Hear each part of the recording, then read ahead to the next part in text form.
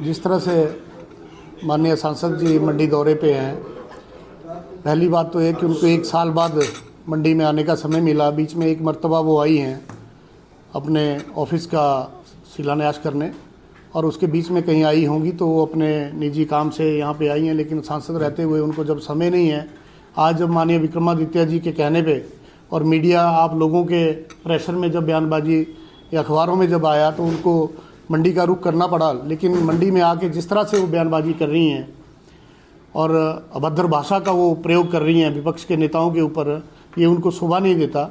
हमारा ये मानना है कि माननीय सांसद अपनी वाणी को जो है तो तोल के बोलें कि वो क्या बोलना चाहती हैं और किस तरह की वाणी का वो प्रयोग करती हैं। आज वो माननीय सांसद हैं, उन्हें जनता के बीच में जाके ऐसी भाषा का प्रयोग नहीं करना चाहिए। जबकि माननीय सांसद जी को क्या चाहिए था कि जब हमारे हिमाचल प्रदेश में आपदा आई थी तो उस वक्त वो कहाँ थी, ये सभी भली भांति जानते हैं। उस वक्त उन्हें चाहिए था कि केंद्र से हमारी मदद करवाती। चुनावों के समय में बड़े बड़े वादे करना कि मैं ऐसा कर दूंगी, वैसा कर दूंगी। मोदी जी मोदी जी मोदी जी सुबह से शाम तक आज जिस भी जनसभा में जा रही हैं वो कर रही हैं। लेकिन उनको ये याद होना चाहिए कि माननीय मोदी जी ने एक साल में उनको समय तक नहीं दिया।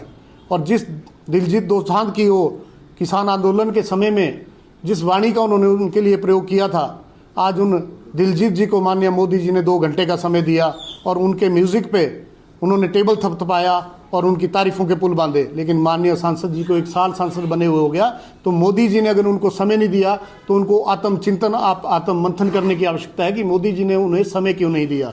और आज वो यहाँ जाके कहती है मैं भरमौर गई, मैं रामपुर गई। अरे आप चुनावों के समय वोट मांगने गई, उसके बाद कब गई? और हमारे सांसद जो भी रहे हैं उनको तो ये भी पता नहीं होगा कि हर तहसील में कितने सब डिवीज़न है, सब तहसीलें कितनी हैं। आज वो कह रही हैं कि मैं हर इंटीरियर एरिया में गई, 1 साल बाद आपको समय यहाँ आने को मिला।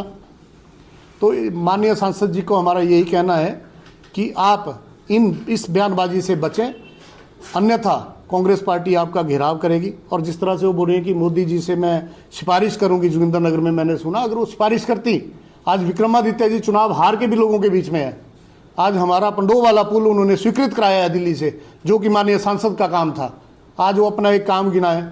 आप किसी भी उस पर डीप सिक पे आर्टिफिशियल इंटेलिजेंस में देखें तो सार्वजनिक उन्होंने लिखा है कि सार्वजनिक तौर पे कोई सूचना नहीं है कि माननीय सांसद ने मंडी संसदीय क्षेत्र में क्या कार्य किए हैं, उनके पास कोई सूचना नहीं है। हमारा संक्षेप में ये कहना है कि माननीय सांसद महोदय, आप अब सांसद हैं, आप सेलिब्रिटी नहीं हैं, आप नेता बनिए और लोगों के बीच में जिस तरह से आप लोगों का तिरस्कार जनसभाओं में कर रही है उससे आपको बचना चाहिए।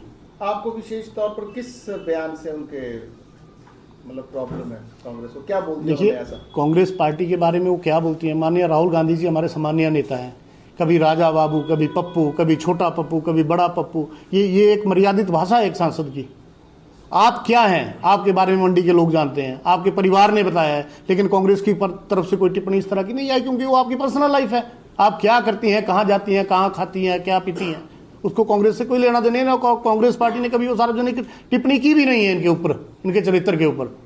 वो मंडी के लोग भली भांति जानते हैं। लेकिन ये अब माननीय सांसद है, इनको ऐसी टिप्पणियों से बचना चाहिए। नहीं संजीव जी, लेकिन एक बात आप भी जानते हैं, ये सारी बातें कंगना ने तब कही जब मीडिया वालों ने विक्रमादित्य सिंह से होली लॉज में सवाल पूछा कि अब कंगना मैं इसी बात पे उन्होंने जब कहा उसके जवाब में कंगना ने कही। लेकिन विक्रमादित्य जी ने कैसी भाषा का प्रयोग किया?